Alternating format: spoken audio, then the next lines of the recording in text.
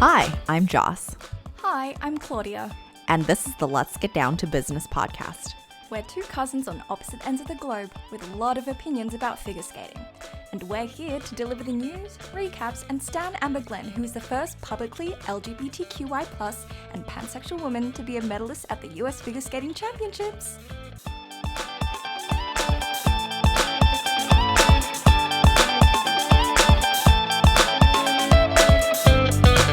Wow, it has been an exhausting weekend.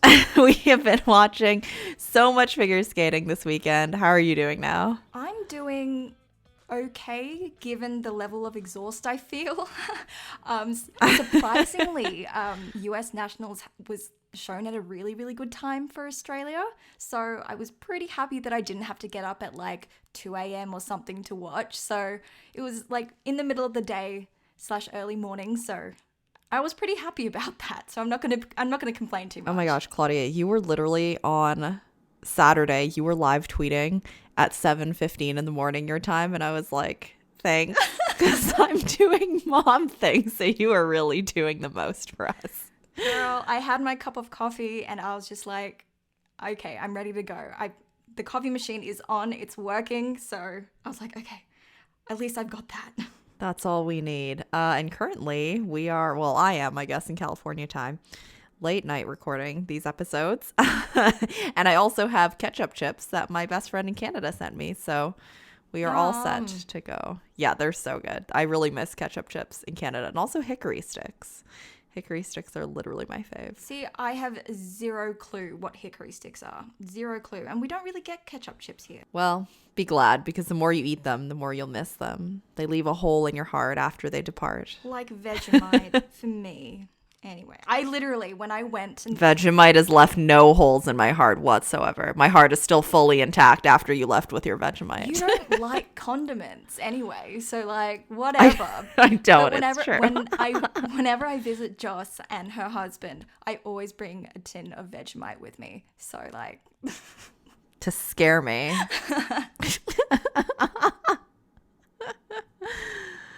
All right. Well, that's enough about Vegemite. I mean, I would love to continue talking about Vegemite. But you Only I wouldn't. But anyways, why don't we start with our ladies episode for US Nationals? We have a couple kind of news-related things off the top. Yeah. So I think the big thing that started off the ladies' event was Paige Rydberg withdrawing because she got COVID. She tested positive. And I think in her announcement of it, she's like, I surprisingly got it. And then, you know, later on in the week, we found out that her coach, Tom Z, also has COVID. And that one wasn't too much of a surprise because viruses are contagious. So oh, really? They pass from person to person? I had no idea. We're still trying to figure that out here in California.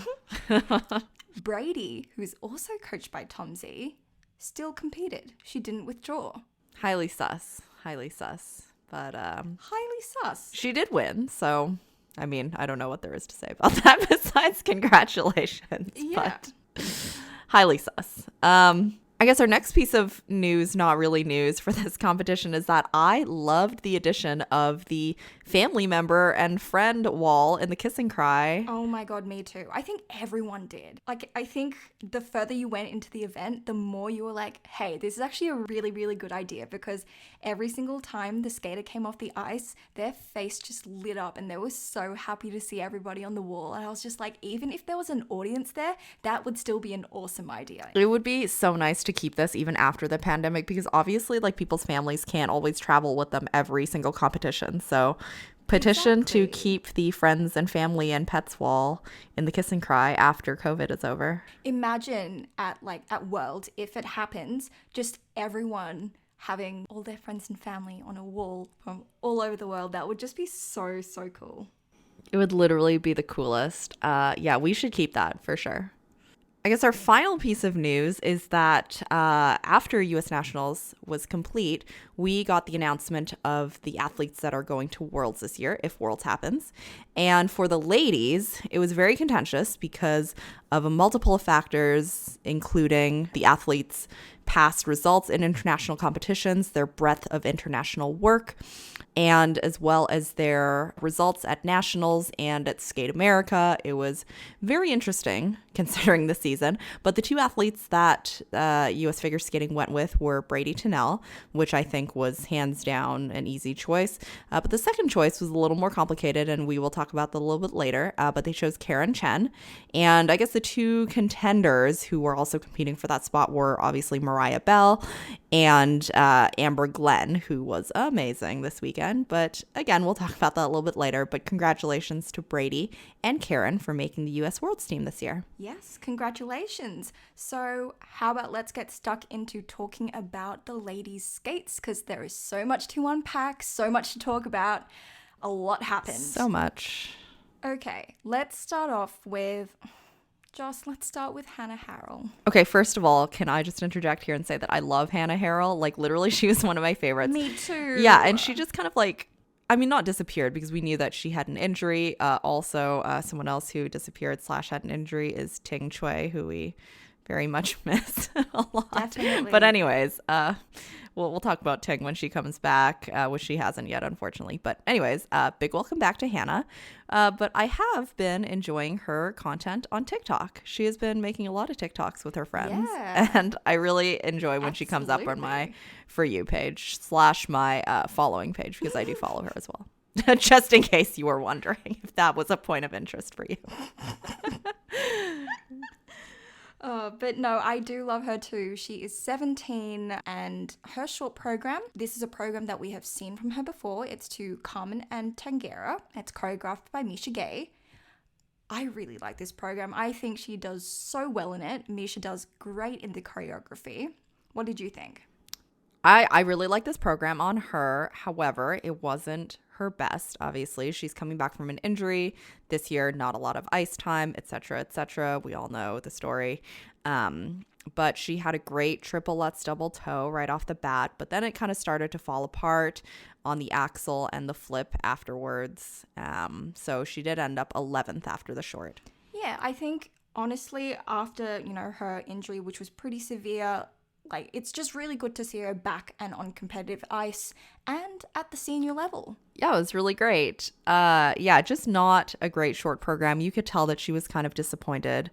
But obviously injuries take forever to come back from and can be super annoying, as we all know.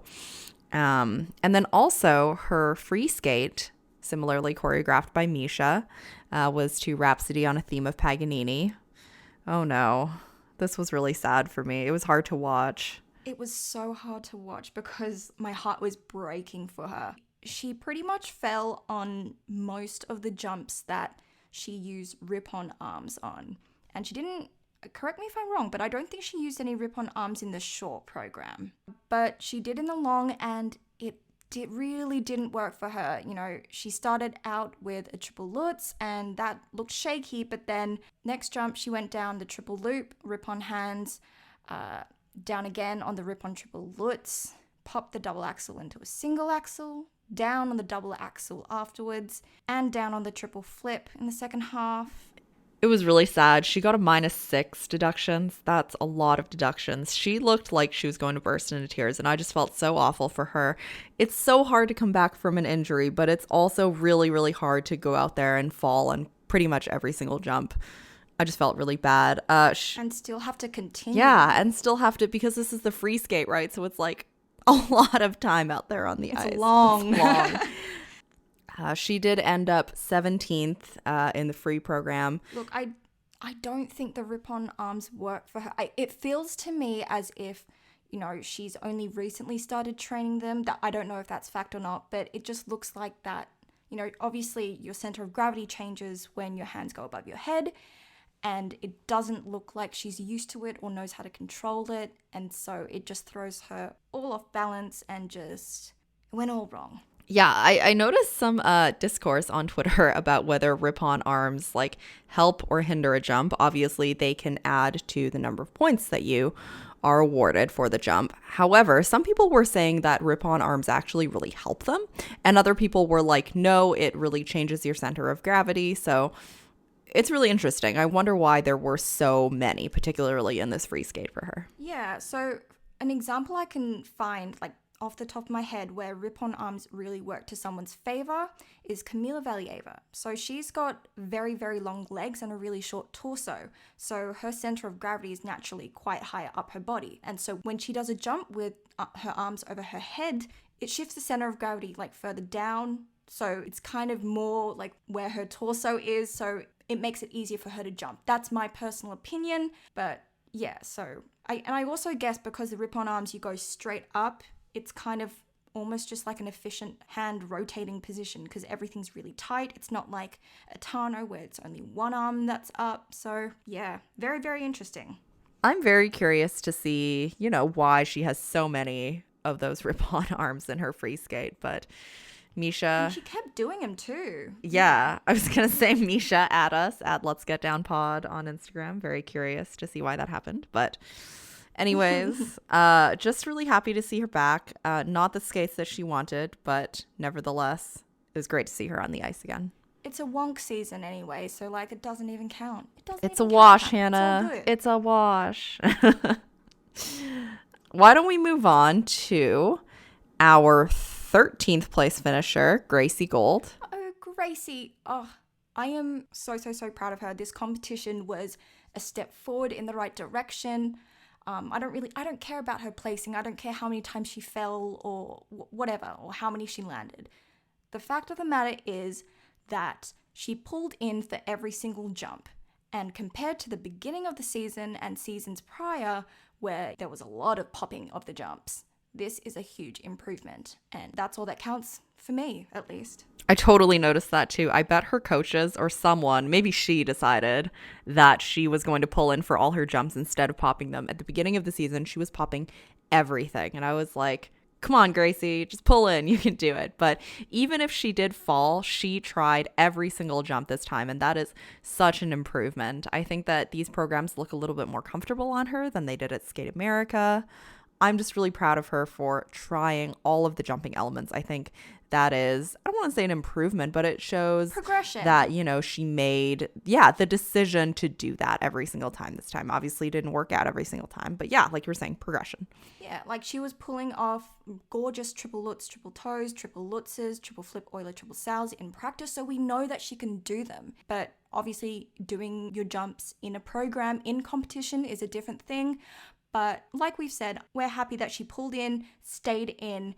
Doesn't matter if she fell. She went for it, and that's all that matters, just putting the effort there. I mean, she did look really disappointed in herself, and we know that she's a very tough critic on herself, but nevertheless, I think she did really well here, and I'm very, very happy for. I am too. I also really like both of these programs on her. I think that, they're very powerful. And I think that maybe that's the direction that she seems to be wanting to move in. I really particularly like the Survivor program. And I think that it's a really big shame that this season has no audience, because I think that would really hit different with an audience, that Survivor program, with the beautiful bronzy gold crop top with the black skirt. That would also hit real different in person with an audience. It's just so nice. I love it so much. And the free skate is similarly powerful. So I think, maybe hopefully she'll keep these programs for another season. I really like them on her. But yeah, I think that it would hit different. Bring Waitress back. I'm like, okay, stop. I love that Waitress program. It's so good. I love anything Waitress. Stan Waitress. Me too. So good. We didn't see enough of Waitress, but no, I completely agree. I think Jeremy did a wonderful job in choreographing both her programs. Brad Griffiths did an amazing job with her costumes because she looks fire in both of them. All around great. Oh my gosh. Just a side note about Waitress. Every time I talk about Waitress, it just reminds me of my friend Madeline. Shout out to Madeline if you are listening to this podcast. Also, Madeline has a really kick-ass band called Sorry Mom. You can follow Sorry Mom ATL on Instagram. They're so good. I was not paid to say that. I just really like them. But anyways, Madeline told me that she saw She saw Waitress with Sarah Bareilles in it. And I was like, Madeline, I hate you. But we love Madeline, so it's fine. We forgive her, but not fully. Amazing. Can never fully forgive her for that one. But anyways, that's enough about Waitress. Let's move on to our 12th place finisher, and that was Starr Andrews. Oh, that short program was really not her day. I felt so bad for her. And she, oh gosh, in the kiss and cry, she literally said, "I'm so sorry." And I was like, Starr, don't apologize. Like, you went out there and you did your best. I was just really upset watching her because I know that she was disappointed in herself. But anyways, we're getting ahead of ourselves. Her short program was to It's a Man's World and Joke's on You from Birds of Prey. Yes. She popped the planned triple toe combo to just a solo double toe. And then she went for a triple loop, but then popped it into a double loop and didn't tag on a jump at the end. So we've got a double jump, invalid. No combination, invalid-ish. Like, the element just got -5s across the board. And yeah, that's really, really rough. It didn't seem to me as if her heart was in it after a while, which makes sense because, like, it's really dejecting when you've missed 2 of the required elements. So, but she pulled herself back and recovered in the free skate. Fergie would be very proud. This free skate is to Finally by Fergie. And we love it. It's definitely a better outing than her short program, but really not her best. I personally think that she could maybe try something different if she had a different coach. Yeah. I think that maybe she could attempt a coaching change. I don't know to who. Who do you think she should go to? Oh, putting me on the spot. Jesus. I'm sorry. I need to take a drink now. I think it'd be great if she went somewhere where there is more competition in the rink. Does that make sense? Yes, that totally makes sense. So, like, maybe I don't know, there's a bunch of ladies at Lee Barkel. Cricket Club always has great skaters. So, you know, Cricket Club, I'm sure they'd love to have Starr. Could you imagine? Okay, R.I.P. to Zhenya at Cricket Club, but imagine Zhenya, Jason Brown, and Starr all hanging out. We would stand. We stand. Definitely. I love it. Maybe she could join Hanna with Alexei Letov and Olga Ganicheva because there's a bunch of great skaters there. That could work. Oh, that could work? Yeah, I just think she needs a little bit, like, something different. Kind of like when Jason Brown moved to Cricket Club from Courier. Like, no bad blood or anything, but just, you know, literally something the best different move ever. just to, you know, get the creative juices flowing. Yeah, I think that if she moves somewhere else, she could just get a little bit more inspiration, maybe a little bit different choreography. Maybe, you know, a few changes to her technique. I just really think that at this point, a change could be just refreshing for her. Yeah. You know, we all need a change sometimes, so. And look at Jason Brown, you know, like, literally moving to Cricket Club was the best thing that could have ever done for his career. So, anyways. We will get to Jason Brown in a few episodes. Oh my gosh. My fave, Cinnamon. Oh, anyway. Okay, I'll stop. But yeah, not the greatest outing for her. But still a vast improvement on her short program. She did end up 10th in the free skate. She ended up scoring 106.2, which overall gave her a score of 152.13, and she did end up 12th. Yes. All right. I want to talk about Pooja Kalyan, who came in 10th. She's coached by Tom Z and Becky Calvin, and she was at Skate America. And she was the one who skated to It's All Coming Back to Me Now by Celine Dion in her short and Porgy and Bess in her free skate. Girl has jumping legs on her. Oh my gosh. She jumps huge. Yeah, her jumps are huge, which is surprising that sometimes on the landing, she just doesn't quite stick it. And that happened she's here. Very far from it. Yeah, she that definitely happened here. All of her landings in the short program were just a little bit off. Just wasn't quite her day landing her jumps, but humongous jumps. And in the free skate, the triple Lutz just kind of went totally sideways for her. She ended up with a higher placing in the short. She ended up 9th, and in the free skate, she did end up 12th. But we do always love a Celine Dion program. Yes. And that Porgy and Bess dress, she's gorgeous in red. The long program was not as good as the short. She had a few mistakes, especially in the toe jumps. Came 12th in the free. Although her and Finley Hawk need to go and get new gloves that match their skin tones because those gloves stood out like sore thumbs. And I was just like, guys, please. Yeah, you can do it. We make mesh in all skin tones now. So yes, definitely new gloves. But I'm always I always enjoy Celine Dion programs. We were treated to another one from Luna Hendricks. You remember that program? I feel like that was forever ago and also yesterday. But Luna Hendricks' comeback skate was to the same Celine Dion song. So always happy to hear Queen Celine in the rink. Absolutely. Gabby Daleman's also a fan Yeah. of Celine, so Pooja's in good company. Very good She company. really is. Love them ladies. Oh, so on the USFS fan zone page, we get told that she has 3 dogs named Bosco, Barney, and Rockstar. I'm a bit sad that, there aren't 3 bees, but however, dogs are great, so... However, dogs are great. I love that was a great end to that sentence. However, dogs are great. Anything can be excused if you end any sentence with "however, dogs are great." Yeah. You could even say, "My mac and cheese exploded in the microwave." However, dogs are great, and whoever's living with you would be like, "Oh yeah, I totally forgive statement. You. I'll even clean it up for you. It's fine." Pooja is also interested in entrepreneurship, loves chemistry, enjoys spending her free time baking, writing, and biking. Wow. Ooh, now I feel like baked goods. Pooja, can you bake me some cookies? Oh, please. Okay, let's move on to... Let's talk about a little bit about our 9th place finisher, and that was Rena Ikenishi. She's 20 years old, coached by Marilyn Gelderman and Samantha Cesario. If you didn't already guess because of her short program costume, which was Sam Cesario's old dress, and it's probably one of my favorite costumes of all time. It's gorgeous. So she skated in the short program to Jealousy by Jacob Gade. She did really, really well. She came 8th after the short program, scored 60.14. What did you think about Rena? Oh my gosh, I loved the short program. This was such a good short program on her. I was like, oh my gosh, this is great. Yeah, she did come 8th. A great triple flip, triple toe, a great triple loop. And she really gave it her all just in the choreography and the step sequence. I think she was really feeling it. So I was so impressed with her short program. I really enjoyed her. And then in her free skate, oh my gosh, Coldplay.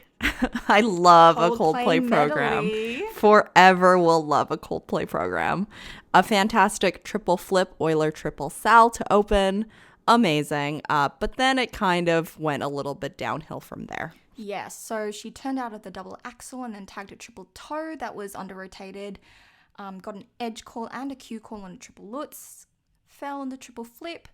However, I feel, in my personal opinion, it was all made up when she did that gorgeous inner bow during the climax of a Fix You cover. And I was just like, okay, it's all fine. You didn't fall at all. It's fine. Perfect it's fine. program. Whatever. 10s across the board, right? You fell? No, you didn't. You didn't. However, dogs are great, so. Yes. She scored 169.89 overall. I'm really looking forward to seeing what she produces next season because I'm interested. Yeah, I also see in her USFS bio that she hopes to pursue a career in nutrition or sports marketing, and she loves cooking and has a food Instagram, and her handle is inspired by 12 chairs, and the 12 is 1, 2, and not the word 12. So look, maybe she could go to a Terry and apply to be the nutritionist. Who knows? Maybe not nutritionist Terry Tudbarize, nutritionist Rena Ikenishi. Look, actually will have a degree in nutrition. Okay, let's talk about 8th place finisher Gabriella Izzo. She is 19 years old, coached by Mark Mitchell and Peter Johansson. She was 9th at last year's US Nationals. And her USF bio. Joss, what does it say? Because it is awesome. Oh my gosh, this is great. Okay, so I'm just going to pick out my favorite parts of it. She is obsessed with animals of all kinds. I mean, same, Gabby. And she has her own editing company called Izzoology. Ooh. Or is it Izology? Izology. I'm never quite Izology, sure. I think. Izology, okay.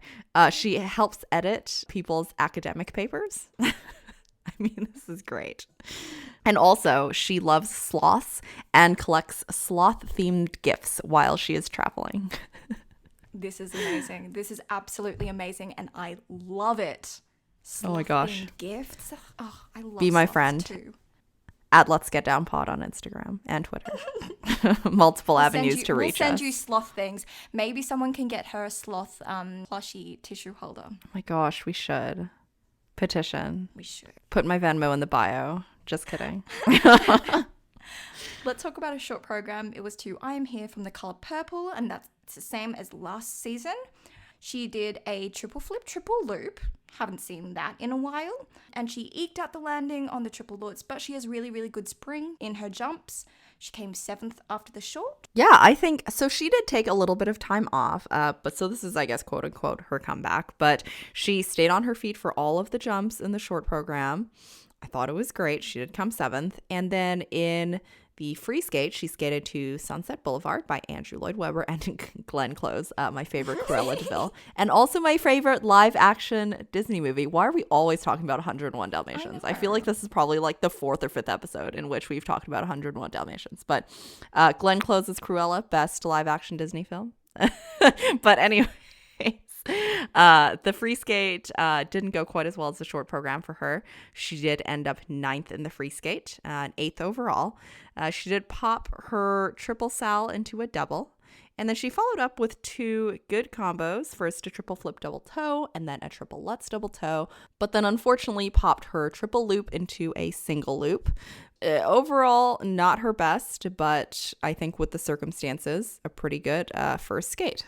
Yeah, look, edge jumps were not her friend that day. As long as she needed the toe pick for the jump, she was fine. Because those triple flips and triple Lutzes, they were really, really nice, but not the edge jumps. But yes, we really enjoyed her skate. And in 7th place was Audrey Shin, coached by Tammy Gamble. We saw her at Skate America, where she won a surprise bronze medal. Yeah, and here she placed 7th. And I think that we were all kind of just waiting to see, you know, what would happen, because as you were saying, the bronze medal at Skate America was kind of a surprise. But here in the warm-ups, I was watching warm-up cam for a little bit before the ladies' event, and it seemed like she was having a ton of trouble with her jumps. I even noticed this in Skate America, but she has a pretty strong like leg wrap on a lot of her jumps, and She does. I found it was giving her a lot of trouble in the warm-up. She wasn't landing a ton. She was stepping out of a bunch of jumps, and unfortunately that trouble did continue into her actual competing programs. She ended up 10th after the short, but improved in the free skate. She ended up 6th. Yes, so in the short, which was to The Giving by Michael W. Smith, she started out with a triple Lutz triple toe. It looked really rough. The triple Lutz was called with a Q. The triple toe was called under. There was a huge leg wrap on the triple Lutz. She went down on the triple loop, which was under rotated, so that was rough. However, I did notice that she's definitely worked a lot on her performance quality and expression, which is something that we noted at Skate America, saying that there is definite room for improvement there. So congratulations, Audrey, on that, because that was noticeable. And her free skate, markedly better. Yeah, like I was saying, she got 10th after the short, and she came 6th in the free skate.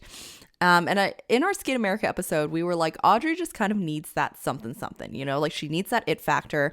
And we can really tell that she has worked, even between then and now, a lot on her performance, and just her expression, and like, I don't know how to say this, like how large she performs, I guess. Yeah, no, I get it. Yeah, Her performs to the back row. Yes, exactly. Perform to the back row. That's what my dance teachers always used to say. To the cardboard cutout back row. Yes, exactly. All the Nathan Chen hamsters, those hamsters that you want to impress in the back row of the competition. The hamsters have to watch skating too, right? Yeah, of course they do. I just had this question pop into my head of like, how are hamsters' eyesight though? Do they have the eyesight to see from the back row? You know, if you're playing Animal Crossing and you come across Graham, he's wearing like glasses all the time, so maybe not. But he has creepy photos of bunny celebrities in his basement. Oh my god, so... I forgot about that. Ew. That was Graham? Oh, okay. Don't worry, I started out with Hamlet, and Hamlet's great. Hamlet. Hamlet is great eyesight. If you're a great hamster, you don't need glasses. No. If you're a creepy hamster. If you're a creepy hamster, that also comes with a 2200 eyesight, so. But anyways, yeah, like we were saying, a lot better improvement in the free skate. She landed way more of her jumps. She did go down on the double axel triple toe, but really kind of fought for I mean, all of the program, really. And she did end up 7th overall. Yeah, and I feel like I do have to mention that in the free program, I think there was less leg wrap than we saw in the short on her triplets, triple toe. So definitely something that she is aware of and working on. But yes, let's move on to 6th place finisher, and that is 15-year-old Lindsay Thorngren. She is so baby. Oh my gosh, she is tiny. Yeah, it was surprising. I was like, whoa. She might be the youngest out of everyone here. I think so. I think she's younger by Alysa by like a little bit. Yeah, by a couple of months. And she did very, very well for herself amongst all of these skaters. She's coached by Julia Lautoa, I think. That's how I say her name. Nina Petrenko and Anton Nemenko. Nina Petrenko is obviously well known in the figure skating circles, and she is the US Junior Champion for 2020. Her short program was to Writings on the Wall, which is the James Bond cover, and that was by Sophia Karlberg. Her jumps are fine. They get done, but there's not much flow in and out of them, but she does have lovely, lovely spins. Those lines are really, really nice. Yeah, I mean, obviously she is a junior, so she does skate very junior. There's not much flow in and out of her jumps. There are not a ton of, nice transitions. The elements are there and they get done and they're very good. But she does skate very junior, which makes a lot of sense since she is a junior. And she was 6th place after the short. And in the free skate, she was 7th, and she skated to Samson and Delilah. This costume, there was a lot going on, but I kind of liked it. I was like, oh, okay. There was a lot going on. A lot of bling. I honestly, I think that there was a little bit of the costume wearing her rather than her wearing the costume. Yeah, no, I'd agree. I'd agree. Especially like in the shoulder area, there was just a shoulder and chest area. There was a lot of costume there. But yes, she started out and she popped her triple flip into a double flip, tagged a double toe at the end. All spins were level 4. Her step sequence was a level 2. She has a great Lutz. I think she has a toe axle though, so I think though she needs a bit more like spunk. She also needs a bit more face. She needs to perform to the back row. That's what we're trying to say. The hamsters in the back row. I think Lindsay needs to go and talk to Amber Glenn. Yes. Oh my gosh. Amber totally performs to the back row. Even Graham without glasses could probably see her. Absolutely. But Lindsay only turned 15 like last month. So that is wild. She's got so much time. So much time. She scored 116.35 in the free skate and 178.89 overall. So very well done, Lindsay. Yeah, that put her in 6th place. And why don't we talk about our 5th place finisher? Oh my gosh, I can't believe I'm even saying this. Our 5th place finisher, Mariah Bell. It sounds so wrong, doesn't it? It sounds totally wrong to say our 5th place finisher, Mariah Bell, because I guess with some regards, with USFS pushing her extremely hard, which, I mean, we can talk about that in a little bit, but they do seem to be promoting her a ton, especially after her huge victory. I mean, she was 2nd at last year's Nationals, but she just had a moment with her Hallelujah free skate. And U.S. Figure Skating started promoting her a lot after that. And also she won the ladies event in Skate America. So there was definitely a lot of hype going into it. But unfortunately, as we said, she did end up 5th. Yes. So let's start with her short program. It's To Glitter in the Air by Pink. And she's wearing this like really burlesque, bright orange and yellow number. I don't think it fit the music very well. I saw on Twitter there was talk about how people thought that the ABBA medley dress and the Glitter in the Air dress should be swapped, but both dresses look really, really great on her. So anyway, her short program starts off with a double axel, and it got 3s and 4s in plus 3s and plus 4s in GOE across the board. And I like Mariah, I really, really do. But I don't agree with that at all. I felt that maybe it's the angle at which Peacock was showing it, but the double axel was high, yes, but the landing was scratchy, and I don't think it personally warranted those GOEs. I think all of her jumps were a little bit eked out here, especially the triple Lutz. None of the landings looked extremely secure or stable. She also had a couple of bobbles in the step sequence. This was kind of overall a very tentative program. She definitely seemed nervous. Yeah, and I actually think that this season, her landings have looked quite shaky. I mean, normally when she lands jumps, they generally are a bit pitched forward because she does get a lot of airtime, but I don't think she's been looking great this season, which, I mean, it's been the 2020 to 2021 season. It's been ravaged by COVID, so it's understandable that she would not be in her, most prime condition. But just in terms of this competition, she wasn't at her peak. No. And you could definitely see that in the free skate, where she ended up 5th in the free skate.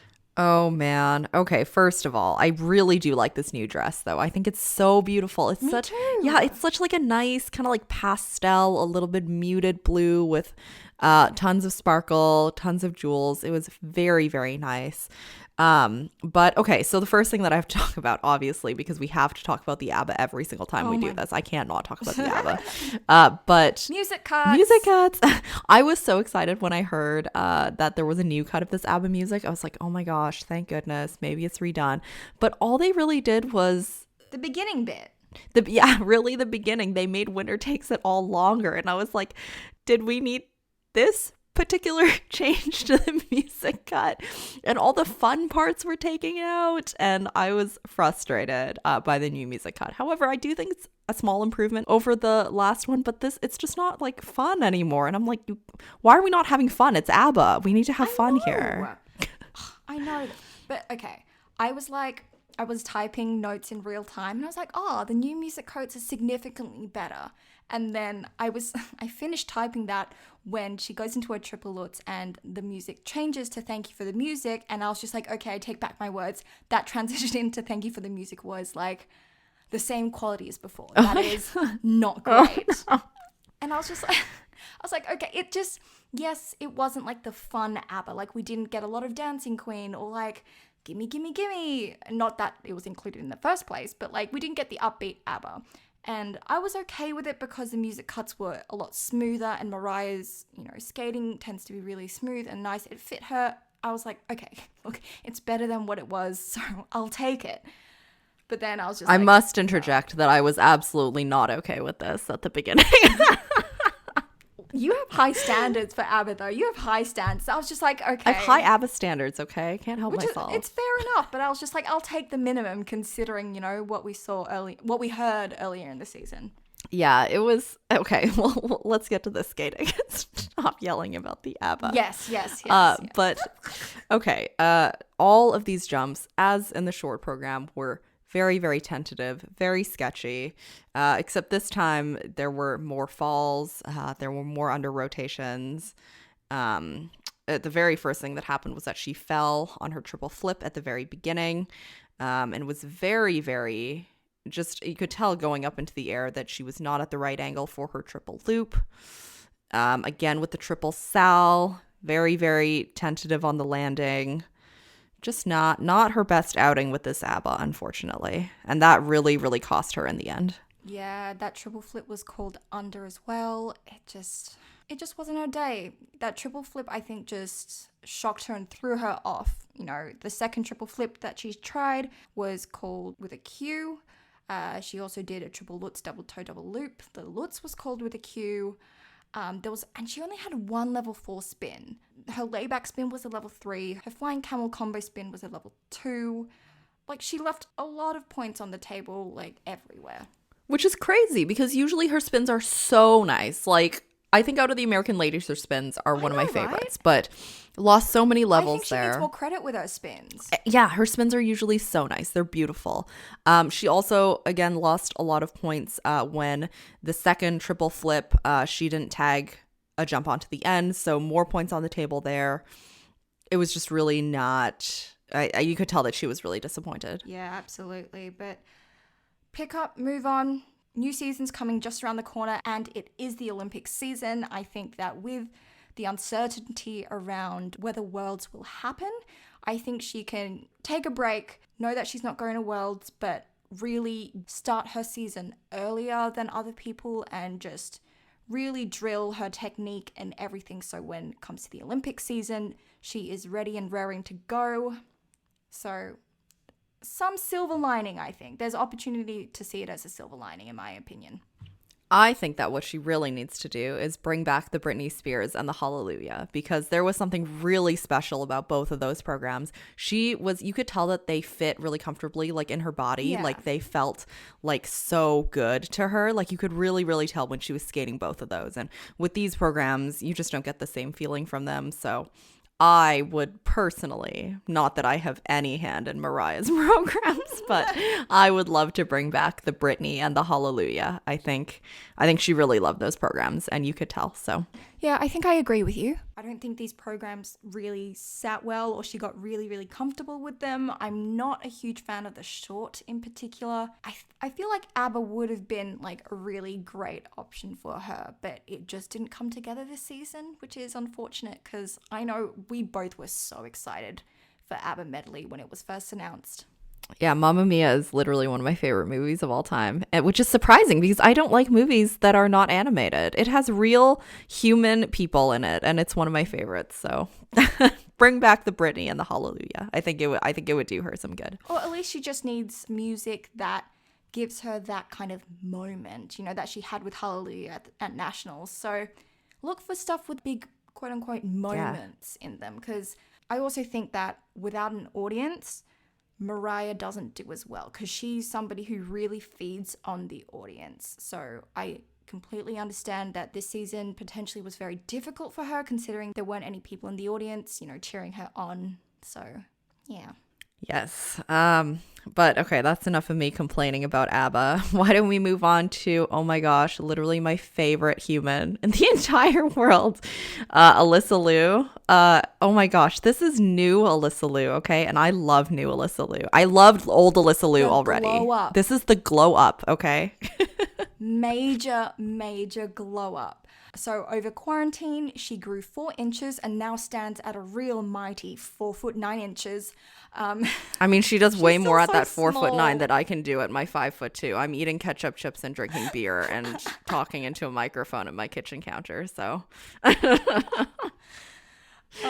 There was, I do need to point out before we start talking about her skating, Jackie Wong transcribed an interview that Alysa gave, and when she was responding to a question about her maturity from last year, she was like, I don't know, mentally I'm like 7. Maybe last year I was like 6.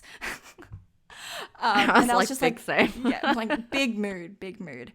And she also said that I was looking forward to competing all season, but because of COVID, we haven't been competing.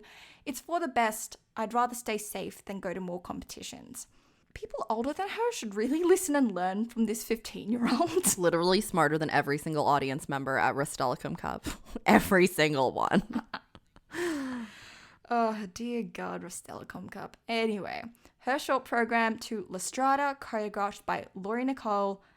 I love the costume. Oh my gosh, the makeup. Can we just talk about this makeup? Like, it's amazing. She committed. It's so good. Yeah, this is really full out. Every part of her was full out. I love it.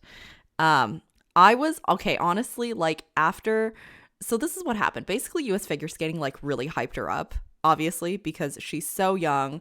This is literally, had she won this nationals, which she didn't, unfortunately, but this would have been her 3rd in a row. At 15. And she's 15. Like, this is insane. That's wild. Yeah. But so basically, they really hyped her up. Obviously, they're like, oh my gosh, is she going to the Olympics? Like, blah, blah, blah. And then at the Las Vegas Invitational, she skated there. And she, first of all, didn't have any of her quads, didn't have her triple axel. And people were like, oh my gosh, like what's happening? But she came out of the skate and she proved every single person wrong. And I was like, Alysa. Okay, guys. When we talked about the ISP Points Challenge, I went on a huge rant about Alyssa's haters, and I am so bloody happy that she came out and hopefully proved everyone wrong, because literally the glow up, I'm so mad that puberty didn't do me like that, but the glow up, great.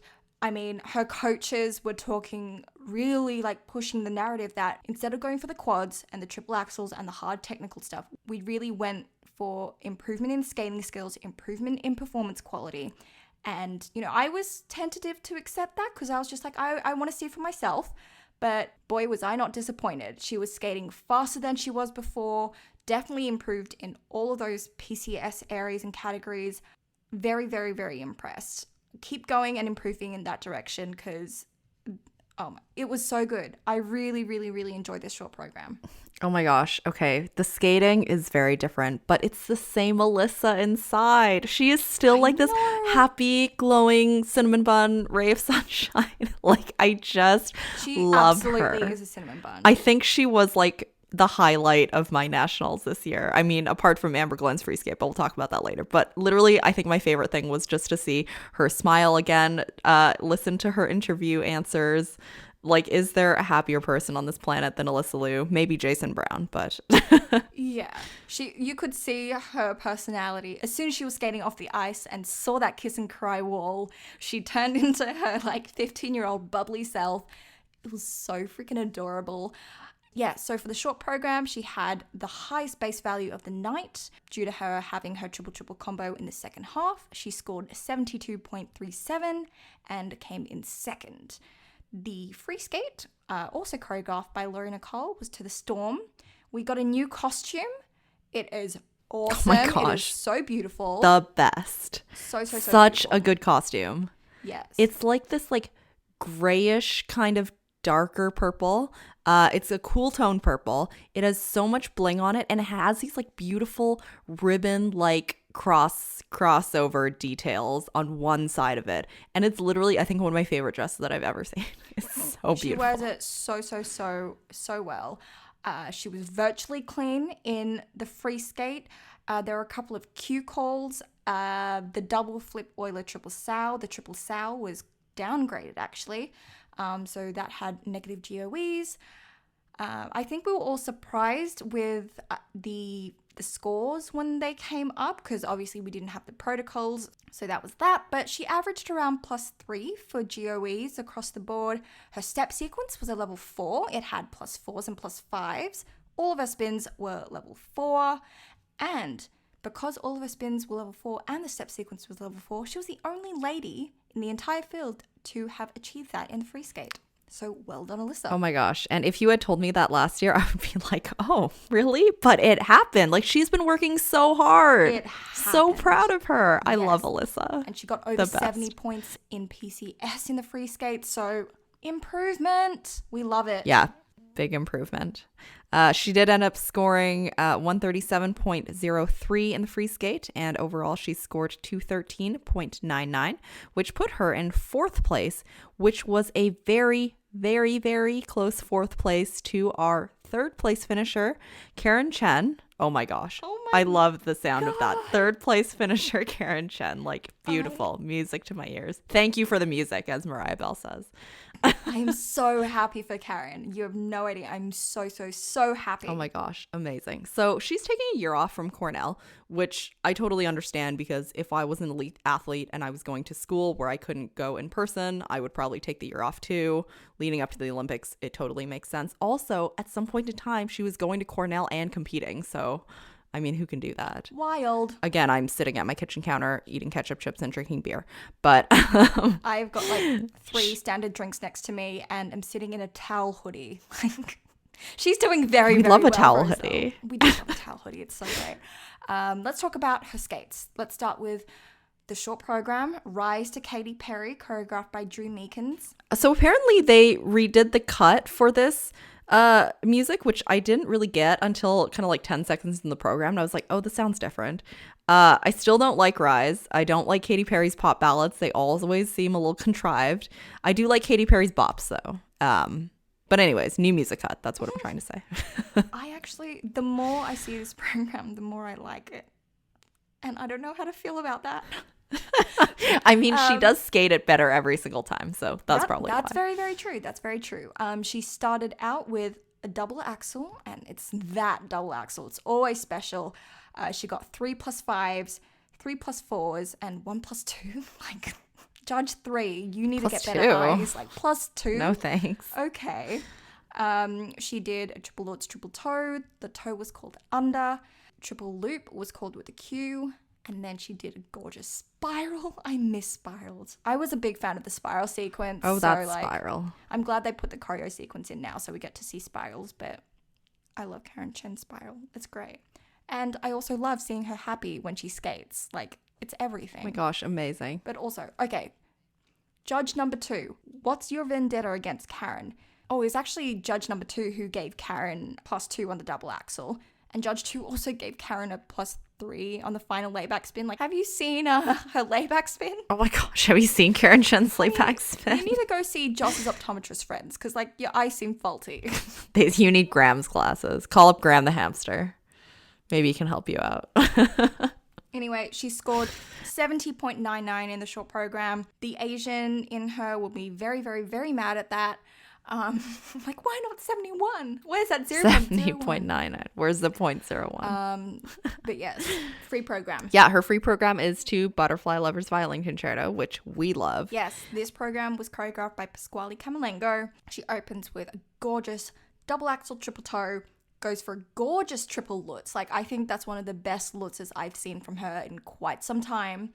She did a triple flip, got an exclamation mark for the edge, messed up the triple loop. She got all like tiptoey hoppity coming out of it, and so it was downgraded. But then she came back with a triple loop Q double toe, but pretty much clean. I was so happy for her. And her in the kiss and cry when her scores came up, she was so happy and surprised. It was so heartwarming. I was like, you deserve it, girl. You deserve it. Oh my gosh, that's so sweet. All her spins were level 4 except for a level 3 in the change foot combo spin. She had a level 4 step sequence and scored 143.99. What's with the 0.99s? 1.3.99. Oh my gosh, why can't they just give her 0.01 more? I know, not 0.99 for both programs. She scored 72.88 in the PCS, which gave her an overall score of 214.98. I mean, that's better than 99, sure. But yes, she ended up with a bronze medal, and very, very happy for her for getting on the podium, and she's going to Worlds. So good on you, Karen Chen.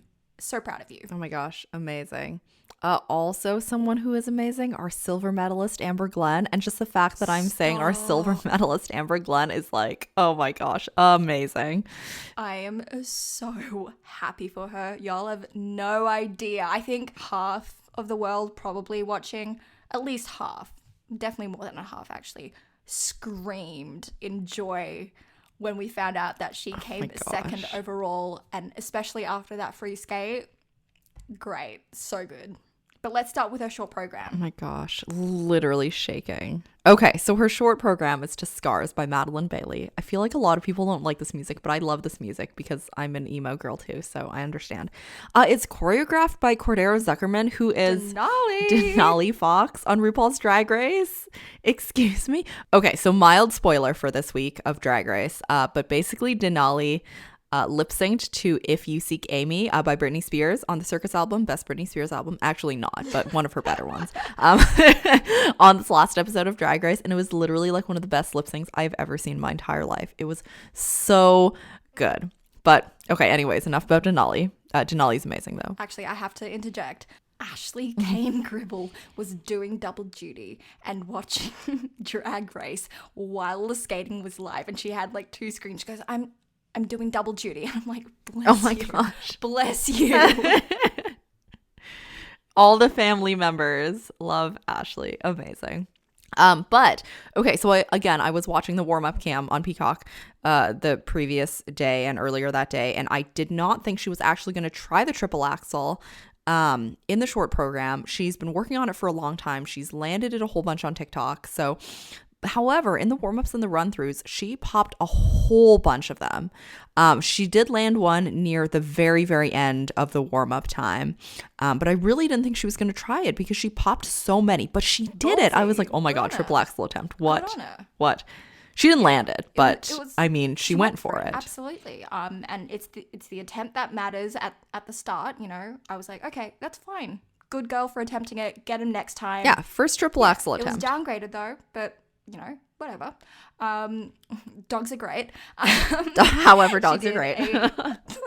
She did a triple flip, triple toe afterwards. It was powerful, quick, crisp, all of that good stuff. And that landed her in 5th after the short program with a 70.83. And around, the whole, I think it was like 3rd through to like 5th or 6th, it was really, really tight. Yeah. Really tight. So it really came down to the free skate that decided the medal spots. God. And boy, this free skate. Okay, so if you guys have been watching Amber Glenn, you'll know that, her short program is usually kind of where she shines, and she usually kind of struggles in the free skate. She's never really had a fully 100% clean free skate, looking at the past few years of her competition. However, this is literally like, she skated clean, and I think this is like the Nationals underdog story of the year. Big time. 100%. Like last year, the moment was like Mariah Bell's Hallelujah, but this year it was Amber Glenn's free skate. Everything was clean. It was so good. I'm really glad that she didn't try the triple axel here. I think that maybe she and her team made a decision after the short program, after it was called under, and she fell in the triple axel. So I'm guessing that they went back to the drawing board and had to make a decision about the free skate. And I can guarantee that had there been an audience there, everyone would have been standing up and screaming and crying. Guaranteed. 100%. Yeah. I think it was a smart decision to not try the triple axel as well. If she was planning to, her and her team might have seen the skates before her and realized that she had an opportunity if she skated clean. And she did do that. It was so great. All of her spins were level 4. She had a level 3 step sequence. She was so happy in the kiss and cry. And she was just like, I don't know if they're showing slow-mo or me out of breath, but I fought. And I was just like, yes, you did, honey. And yes, you did. Yes. It paid off. Yes. It paid off. Oh my gosh. Her eyes literally like popped out of her head when she saw her scores. Like, it was crazy. It was so good. So congratulations, Amber, on your silver medal at Nationals this year. Oh my gosh, so proud of Amber. Can we talk about, though, she didn't get selected onto the World's team. She is an alternate, but she isn't on the team. Yeah, she is the first alternate for Worlds. And I think, this is my hypothesis, I think it really came down to international experience. Karen has significantly more international experience as well as international results than Amber. And although Amber does have the triple axel, I think maybe U.S. figure skating didn't want to bank on her landing it potentially at Worlds, because if she did land it at Worlds, which I mean, if she went, I would hope that she would land it because she's been working on it. But it's literally kind of taking a gamble on something that's never happened in competition. So I think the decision was to go with someone who's had like an international breadth of work like Karen does. And who has, over the past couple competitions, she has been pretty consistent. She's shown kind of like gradual improvement, since she came back. Or Amber, who's kind of, a wild card and not exactly the most consistent. It doesn't have as much depth of international work. I think it was really a toss-up. I bet that this was a hard decision. Yeah, so I think given that this is the pre-Olympic season and if Worlds happens, Worlds will be the competition that determines the number of spots the US get to send for ladies to the Olympics. Obviously, then this is a really important one. And if it was like a post-Olympic cycle, I'd be like, send Amber Glenn, she needs more international experience, like send her out there. But the judges know Karen, they've seen her compete before, and so this is the safer bet. I think USFS want to secure at least 2 places for the Olympics, and like you said, Amber is a bit of a gamble. Even if she had the triple axel and all of that, the judges don't know her as well, and although, we like to say it's a really fair system, we know it's not. There's a lot of perception involved in skating and skating judging, so I think it is the safe decision. It is probably the correct strategic decision. But, Amber's got her silver medal and she is the first publicly pansexual and LGBTQI plus women's medalist at the US Championships. Power to that. That's everything. That's so good. This is so good. And it's not like we're saying that Karen Chen is a bad decision to go to the Worlds, right? Karen Chen is so good. It was such a hard decision. She deserved what she got. She did exceptionally well. Absolutely. No, we're not saying that at all. But no, I think this was really, decision. Yeah, it was a really difficult decision. I think just like thinking about it myself, I was like, I don't even know who I would send, right? Because they're really kind of like very, very different in terms of what they bring to the table, but Yeah. a really hard decision. But anyways, let's move on to our other competitor at Worlds this year, if Worlds happens, which is our gold medalist, Bradie Tennell. She came second in Skate America. Mariah Bell was first, but here she was our first place finisher. And okay, I have to admit, I've never, Bradie has not been my favorite American ladies skater. However, she really sold me with the short program. It's to Moderation by Florence and the Machine, and she has this kick-ass new jumpsuit. I already liked the old jumpsuit, but this one has like these cutouts in like the lower back and torso region, and like She looks fire. Yeah, I tweeted when this program was happening because I was so like blown out of the water by this program because I loved it. I tweeted that it inspired me to wear a jumpsuit the next day. Alas, I did not wear a jumpsuit the next day, but it is really the thought that counts. I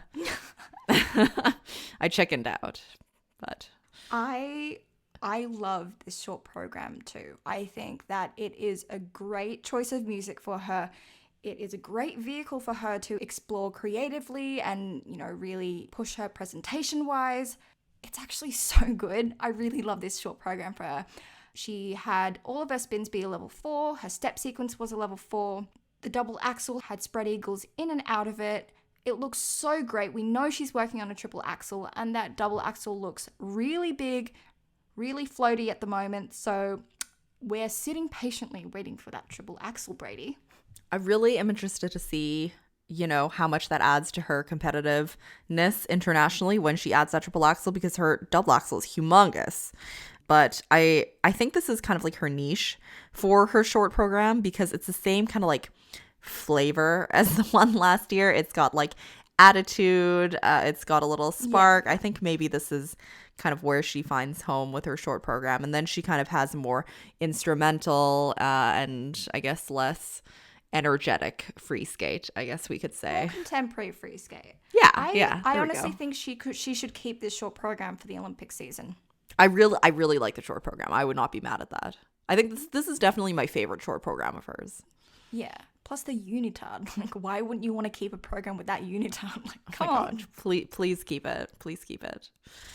Why don't we talk about her free skate? Again, really, really good. Yes, it's to a mix of music, starting off with Sarajevo by Max Richter and then goes into Dawn of Faith by Eternal Eclipse. We see a new dress for Bradie. I don't mind it, actually. I was just praying that the strap didn't snap. I was just like, flashbacks to Gabby and Guillaume at the Olympics. I was no. But I liked it. Solid opening triple Lutz, triple toe. Although there wasn't an edge call on it, like not even like an exclamation mark. And I was just like, it's not a clear outside edge, but like, okay, judges. National scoring. That's what we call it. Big time national scoring, because like Judge 7 gave Bradie a 10 in interpretation of music / timing. I mean, it was good, but Judge 7 is it was good, really on that nationals train. Yeah, so she came first in the free with 153.21, which gave her an overall score of 232.61, and she became a dual national champion after winning this competition. So congratulations, Bradie. We've got another national title under the belt. And definitely a secure spot to Worlds. I think that spot was really a no-brainer. It was just the second spot that they had to really decide on. Far and away the winner here. Amber scored 215.33 overall. So almost a 20-point lead over Amber. Wow, I didn't realize it was that much. But, I mean, she did skate 2 clean programs, so deserved win. Deserved win for sure. Oh my gosh, we have been talking for so long about the ladies. Oh my God, yikes. And this is only ladies. We have 3 more disciplines to go. Great. So let's hop into the kiss and cry real quick. Let's go. Okay, so we are going to do our book recommendation. And our book choice for this episode was inspired by Alyssa's La Strada program, my fave, and of course her beautiful makeup. And the book that we chose for this episode is called Harley in the Sky by Akemi Dawn Bowman. Our protagonist, Harley Milano, has big dreams of becoming a trapeze artist, and her parents are the founders of this huge circus in Vegas, and she really looks up to some of the circus performers.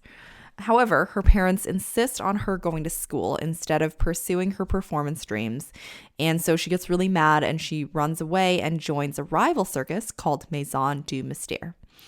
And I think this book does a fabulous job of presenting a few things: the complexity of the mother-daughter relationship between Harley and her mom, the mental health struggles that Harley has, which are congruent with perhaps something like a mood disorder, although it's not explicitly stated on the page in the book, and race, because both of Harley's parents are biracial, and Harley is Chinese, Irish, Japanese, and Italian.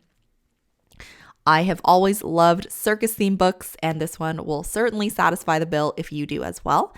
And it is called Harley in the Sky by Akemi Dawn Bowman. Yes, that Chinese, Irish, Japanese, Italian mix sounds, that's intense, but definitely a great book. Highly recommend it. But that is it for our episode. We have a lot to talk about in the coming episodes, so stay tuned for those.